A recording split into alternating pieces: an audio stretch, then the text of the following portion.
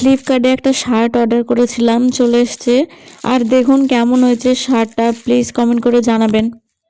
Hello, আমি শিলাজ লাইফস্টাইলে সবাইকে স্বাগত। আমি রাজস্থানে থাকি। রাজস্থানে আমি আমার সংসার একার হাতে কিভাবে গুছিয়ে নিয়েছি সেটাই আপনাদের সঙ্গে তুলে ধরতে চাই। আশা করব আপনারাও আমার পাশে থাকবেন। ফ্রিজে সব সবজি শেষ হয়ে গেছে, এবার বাজারে যেতেই হবে, না হলে আর কোনো উপায় নেই। দেখুন ফ্রিজে এই ক্যারি ব্যাগে একটা বেদানা ছিল, আর ওই যে ওটা লেবুর ক্যারি ব্যাগ, অনেকটি লেবু ছিল কিন্তু সব খারাপ হয়ে গেছে। ঠান্ডার মধ্যে তো আর লেবু খাইনি।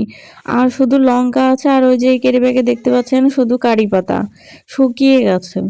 এনে রাখি মানুষের বাড়ি থেকে, প্রত্যেক দিন তো আর চাওয়া যায় না। আর এই যে দেখুন শুধু দই আছে। ফ্রিজে তেমন কিছু নেই, তাই বন্ধ করে রেখেছি ফ্রিজটা। পুরো ফ্রিজটাই খালি হয়ে গেছে। ওর টাইম ছিল না তাই বাজারে যেতে পারেনি, আর আজকে ওর অফ, তাই এখন সবাই মিলে রেডি সেডি হয়ে গেছি। এখন যাব সবজি মন্ডি।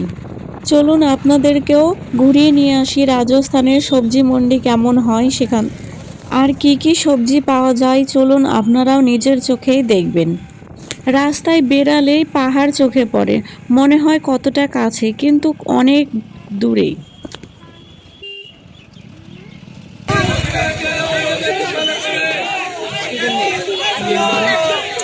चलो चलो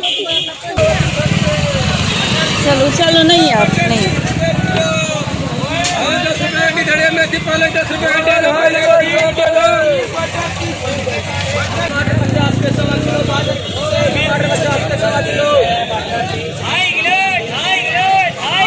टमाटर 50 के 1.25 किलो, हाजी टमाटर 50 के 1.25 किलो।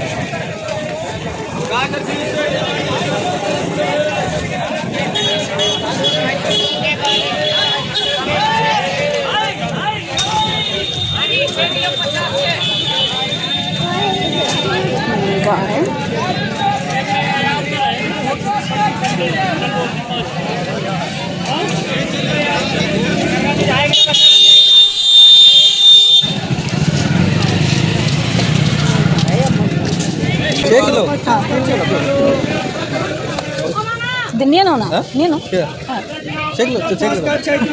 আলু তো লাগবে। 50 का 6 किलो लो,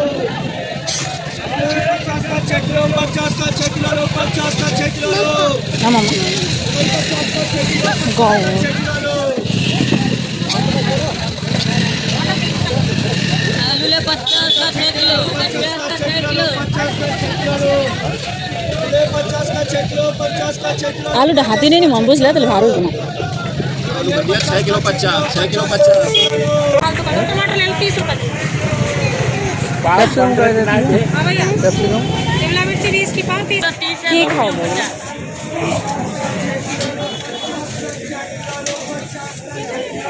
आजा मटर ले 30 रुपए किलो, मटर ले 30 रुपए किलो मटर। आजा रखो, ले लिया पापा। किलो मटर 30 रुपए किलो मटर। हाँ हाँ,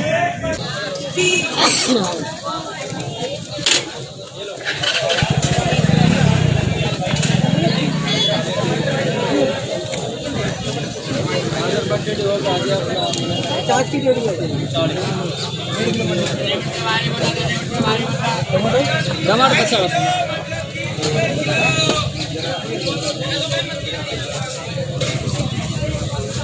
मटर 1.5 किलो, मटर 1.5 किलो, मटर 1.5 किलो। 50 की कर दी। धनिया मेथी पहले 10 रुपए का दे दो, धनिया मेथी पहले बोले।